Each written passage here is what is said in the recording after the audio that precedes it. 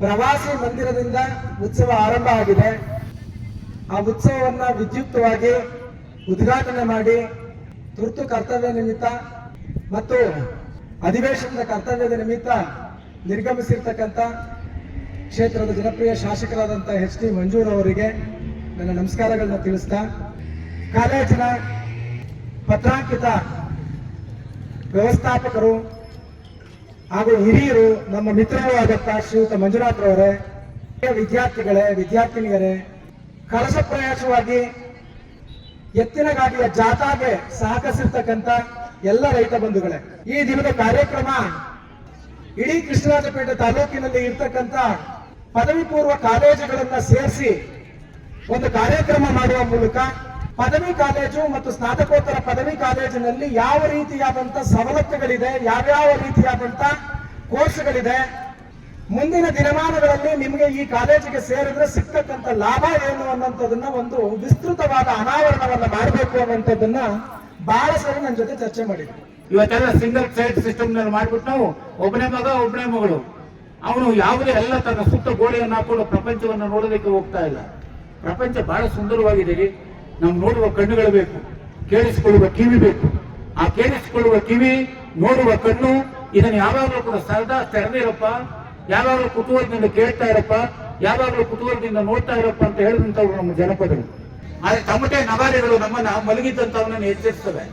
ಸತ್ತಂತೆಯರನ್ನು ಬಳಿಗೆಚ್ಚರಿಸು ಅನ್ನುವ ಕುವೆಂಪು ಅವರ ಮಾತಿಗೆ ಅನುಗುಣವಾಗಿ ಆ ವಾದ್ಯಗಳು, ಜನಪದ ವಾದ್ಯಗಳು ನಮಗೆ ಸಹಕಾರವನ್ನು ನೀಡ್ತವೆ, ನಮ್ಮನ್ನು ಎಚ್ಚರಿಸ್ತವೆ. ಬೇಂದ್ರೆಯವರು ಹೇಳ್ತಾರೆ, ಕುಣಿಯೋನು ಬಾರ ಕುಣಿಯೋನು ಬಾ, ತಾಳೆ ಹಾಕ ಗೆಜ್ಜೆ ಹಾಕ ಕುಣಿಯೋನು ಬಾ, ಕುಣಿಯೋನು ಬಾರ ಕುಣಿಯೋನು ಬಾರ. ನೋಡಿ, ಕುಣಿಬೇಕು.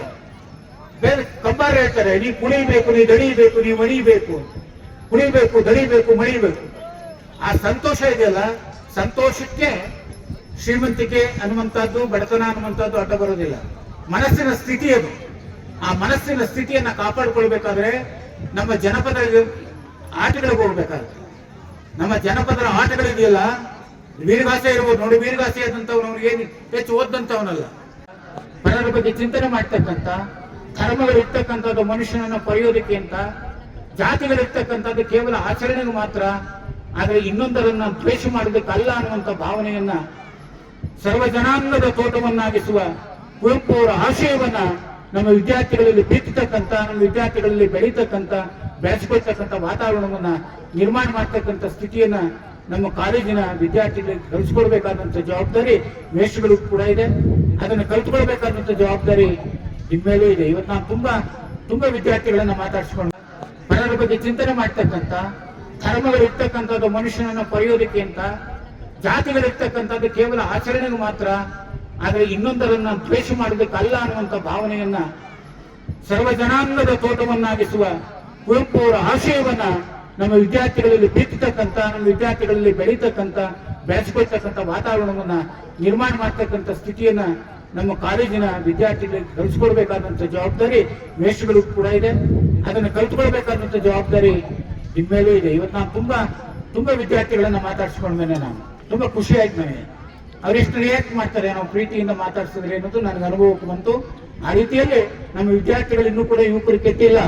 ಆದ್ರೆ ಯುವಕರನ್ನ ಸರಿದಾರಿಗೆ ತೆಗೆದುಕೊಂಡು ಹೋಗ್ಬೇಕಾಗಿರ್ತಕ್ಕಂಥ ಜವಾಬ್ದಾರಿ ನಮ್ಮಂತ ಹಿರಿಯರ ಮೇಲಿದೆ, ನಾಯಕರ ಮೇಲಿದೆ. ಆ ದೃಷ್ಟಿಯಲ್ಲಿ ನೀವೆಲ್ಲ ಒಳ್ಳೆ ಕೆಲಸ ಮಾಡಿದ್ದೀರಿ. ಇವತ್ತು ತುಂಬಾ ನಿಜವಾದ ಅರ್ಥದಲ್ಲಿ ಸಂಭ್ರಮವನ್ನು ಆಚರಿಸಿದ್ದೇವೆ ಅಂತ ಹೇಳಿ